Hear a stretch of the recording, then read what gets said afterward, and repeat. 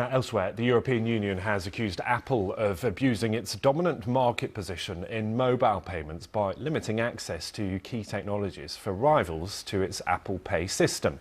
Now, the move could result in a hefty fine for the tech giant and force it to open its mobile payment system to competitors. Apple says the system is only one of many options. Well, the bloc's Commissioner for Competition, Marguerite Vestager, said the findings on Apple's conduct were confirmed. If they were confirmed, it would be illegal under competition rules.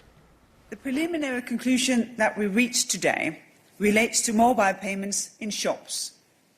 By excluding others from the game, Apple has unfairly shielded its Apple Pay wallets from competition.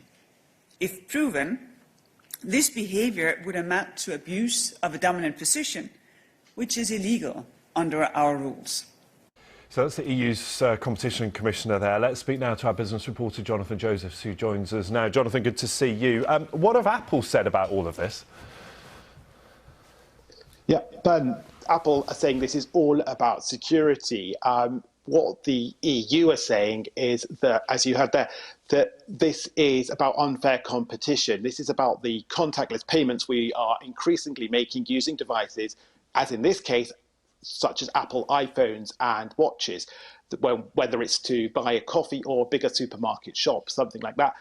And the EU is saying that Apple is abusing its dominant position by not allowing access to the hardware and software on an iPhone that would allow third parties, perhaps Google Pay, for instance, to be installed on an iPhone and give consumers a choice like that. By not doing that, Apple says, well, it's a more secure system and there isn't any fraud on Apple Pay like there is on some of the rival systems. But Apple also benefits by having this control because it gets a fee for every payment that is processed from the bank that the money is coming from. So this is a lucrative revenue stream for Apple. And in a world where it's increasingly trying to make its money through selling us services, such as subscriptions, or through making us use Apple Pay, for instance, in this case, that's really important for Apple when it's trying to lessen its dependence on selling us hardware such as iPhones and MacBooks.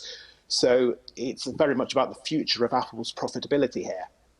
Yeah, and briefly for us, Jonathan, there could be a hefty fine, there could be changes to the way this works, but I wonder what the timetable is and how likely we are to see any changes.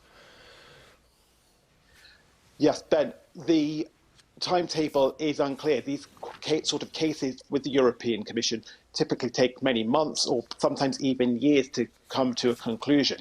Apple says that this is a question of principle, that security is so important for its users and its customer experience that it doesn't really want to give ground on this, which opens the question of, well, where will the compromise lie? And it could be a big fine, like you say, and it could be changes that come in. If it does have to change the way the Apple Pay system works, although the UK is not any longer part of the European Union, so isn't directly affected, there could still be changes in the UK because the European market is treated as one and the UK isn't seen necessarily as a sufficiently large market by itself to sustain its own system. So any changes that happen as a result of a settlement with the European Commission could well affect users here in the UK too. Yes, one to watch. Jonathan, thank you for now. Jonathan Josephs, our business reporter. As Muslims begin Eid